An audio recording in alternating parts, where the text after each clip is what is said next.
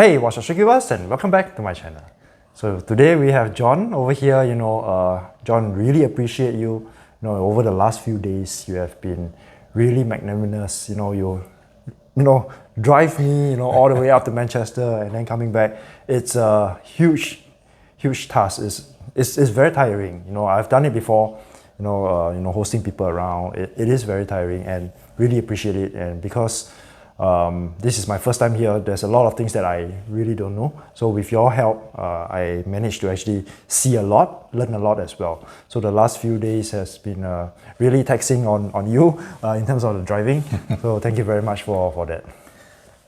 Benete, thank you so much. I mean, we were making a joke in the car that you spend a lot of time in South Africa and then you travel all the way to the UK to spend more time with South Africans. But it's been an absolute pleasure spending the weekend with yourself. And as you mentioned, we did hundreds and hundreds of miles up and down the country to see various breeders, hobbyists, etc., etc. So it's been absolutely fantastic. Yeah, awesome. So, today we are here and, Jon actually has a really nice house over here. You can see his, his kitchen. Later I'm gonna pan this all around and then you guys can see. So I think one of the questions that we have is, because Jon is a stream hobbyist, like all of us, we start as a hobbyist. And oftentimes there will be questions like, what should I do next? Should I be, progressing on with more tanks, or should I just keep as is, because having the number of tanks you have, I think then as long as you're happy with it, then it's fine. But however, there will be questions, sometimes you question yourself. So what we call this is like you are being in a crossroad where you want to decide, you have to decide what you want in the next step. As you mentioned, I'm at the crossroads right now because I think when you start out on this journey with Carolina, it's like Pokemon. Right. You want one of everything. So you go online, I want Dragon Bloods, I want Orange Eye Red Devils, I want this, and this. Yeah. So what happens is you land up with a tank with every type. Whereas if you want to take this a little bit more seriously, you need to decide on what lines or what types you want to keep. Right. And then you need additional tanks to really line breed and be a little bit more selective with those shrimp. Okay, so maybe you want to show us your setup? Yeah, let's do it. Awesome, let's go.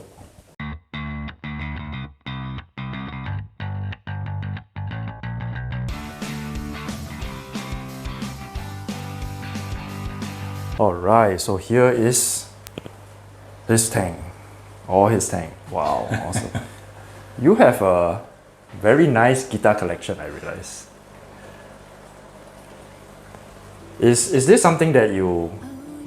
No, definitely. So this is my office. Okay. And yes, as you can see, I've got some very, very expensive hobbies. So Okay. I used to be a professional musician back in the day, and I still play quite a lot.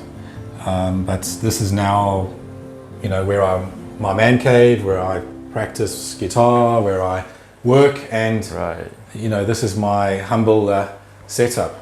Yeah, so we have all the tanks here. Maybe you want to walk us through some of these tanks. Definitely. Like, what do you have? How do you set it up? What was your first tank? And all those. So I went for a very, very different setup because I wanted something that was very aesthetically pleasing for my office. Very different to the usual setups, which is very much that industrial racking, pretty much 45 longs as a standard to get that density. Right. I wanted something that looked a little bit nicer, where I could really show off the shrimp in the tanks, and something that was pretty modular. Okay, so which one is your first tank? The first tank would be my PRL tank. This one? Yeah, so I This started one with over the PRL. First tank. First tank. And then it was PRL and blue bolts. Okay. Which is at the bottom there. That one.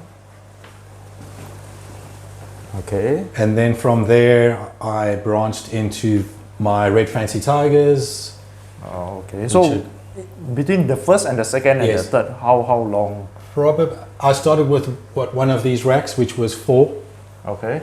And then I jumped to 8, and now I'm on 4. So as you can see, it's very modular. Each rack bolts together, and I can fit 4 of these 35-liter Denarel scapers on each rack. Right. So as you can see, I can quite easily hide all of the tubing behind the black paneling. It's very neat, very, very tidy. It's very, very neat. But as you can see, I'm at the point now where I've got to kind of decide what's next. What's next? Yeah. Yeah. So, And you know, as we discussed with James, who you'll see in another video, and myself, it's really around, you know, if I want to start scaling up now, I need the density. right. So then I'd have to, you know, I could get a number of tanks in here. So I guess the question is do I go another third tier, another third level up, Yep. or do I go with more industrial racking and more density? Right. So you know, that's where I am right now. So very traditional setup, sponge filters. You know, I'm experimenting with the thin layer of soil, like you have. So I have a mixture of that and kind of different thicknesses that I'm testing, and I'm kind of going back to keeping things really simple, because what I'm finding is with the thinner soil I can quickly reset a tank, and you know, get that cycle going quite quickly, specifically for breeding. So with us being in the UK, the temperatures drop quite significantly during the winter, so we get quite a slowdown in breeding. In breeding, okay. So even though we keep the temperatures pretty stable, there is definitely a noticeable difference in breeding activity. Right. Whereas we'll see quite a boom now going into the spring, the summer, where the temperatures do go up. So you are saying that now is either you do 3 tiers, or you're gonna rack it up like industrial racking. Correct. And this side? Yes, no, exactly. I've got options for this. I mean, I could turn this into a full-blown shrimp room, right? But we'll see where it goes. Yeah. You know, so you know, that's the nice thing. I've got the space. I've got the options. You know, what I have right now is a really absolutely solid start. Right. But I think, as we've talked about, I've got to become a little bit more selective about what shrimp I keep, because if you want to get the quality up, you need multiple tanks. Yep. For different, you know, your different shrimp. Right. So I see you also use the pots and some of the plants. Yes. Now the pots is all your influence. So looking at your videos, I'm experimenting with the pots, and it's all very easy to move plants around. Nothing's planted in substrate, so it's Bucephalandra or Anubias on wood or rock. Right. And if I do a tank reset, I can easily move plants around with very, very little effort. Right. So John, maybe you can share with us, if I'm a new breeder, what would you recommend? It's quite intimidating when you start out in the hobby. You know, you've got to get your head around the parameters, and you know, what is soft water, what is GH, why do we remove KH with the soils that we use because of the buffering. But once you get a hang of the basics, you know, it becomes a lot easier. But again, it still can be quite challenging. You can still make mistakes, and you can still wipe out a tank quite easily. But happy to say that, you know, I've been quite lucky over the last year and a bit, where, you know, my shrimp are breeding really, really nicely. But I'm at the point now where all my tanks are full. I've got one free tank that I keep for resets and moving things around, but I need a lot more flexibility. So I'm going to have to make a decision in the next few weeks or months around, you know, exactly what I'm going to be doing next. Right. So which way are you going to swing mostly? I think in the short term, I probably will go for another rack. That side of you know, I can fit another rack in that corner. Right here? Easily, yes. If I move that up slightly, and I can pop another modular rack in there. Right. And then I think that will be, I will have to make fundamental decisions around, do I go up or more density? Right. So, you know, it's, at least I've got the flexibility and the options. But, you know, I'm a hobbyist, and as you know with these things, you know, it starts out as a hobby, 1, 2, 3, 4 tanks, and here I am with 13 tanks, and, you know, plans for what's next. Yeah, that would be awesome, man. So thank you very much for this opportunity to actually come here to do this interview with you. You know, your tank is really, really nice. It's all kept very well.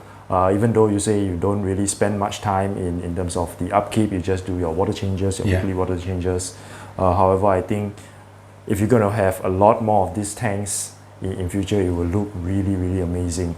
So, you know, looking forward to having more racks, more tanks But definitely, want to thank you again for hosting me.